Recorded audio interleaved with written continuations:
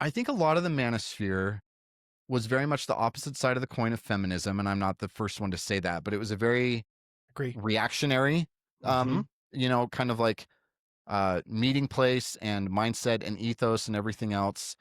And when you get enough people that are able to get out of a state where they have to be reactive and can get into a state where they're proactive, and they've got these accomplishments and they've successfully built these things, then you don't need the old scaffolding Mm. anymore, you know? And so maybe what a lot of it was, and I think we can even see that from like a macro perspective, was a lot of it was scaffolding for the right guys. I think a lot of it was there were certainly like purity spirals and a lot of drama and everything else like that. We had a Yeah. lot of guys that, and I'm sure that there are guys who would say this about me as a result of what happened with my marriage, but you had a lot of guys that there was a duplicity or duplicitousness about how they presented themselves Yeah. versus who they really showed up to be.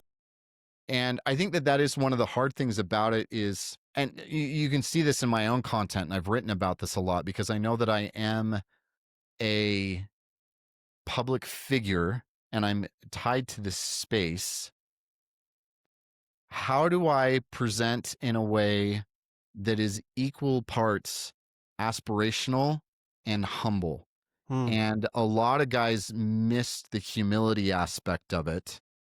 And it was, and I don't even think it was always necessarily malice. I think a lot of times guys would post stuff as a way to kind of like just reinforce that this is who I'm trying to become or this is what I want to be. It's not like, I'm just putting on this face to show. But then the problem is when you have all aspiration and no humility, then eventually when the flaws that we all have bear fruit and you see the results of that come into the spotlight, then you get knocked off of the pedestal that you never should have been on in the first place. And I think a healthy dose of humility is what keeps us from putting ourselves or from having other people put us up on pedestals.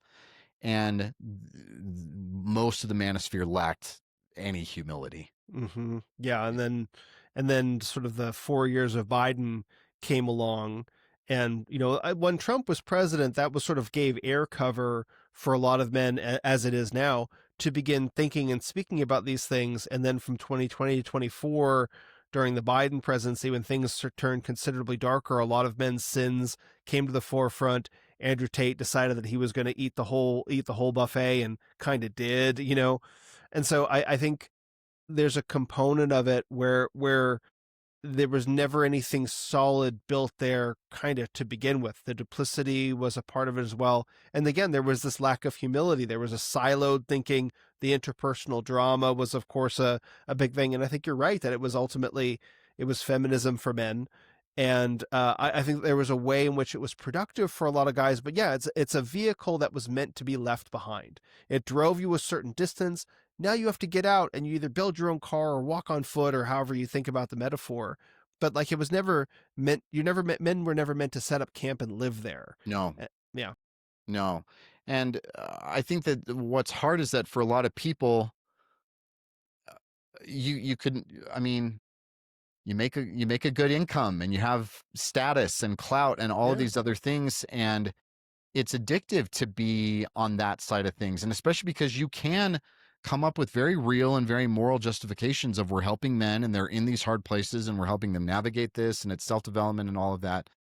And it's just so tricky because you have to be very, again, I think humble is the right word. I think you have to be very humble to be able to parse out, when are you actually doing this to help, or are you using help as a justification to just serve your own ends and your own needs?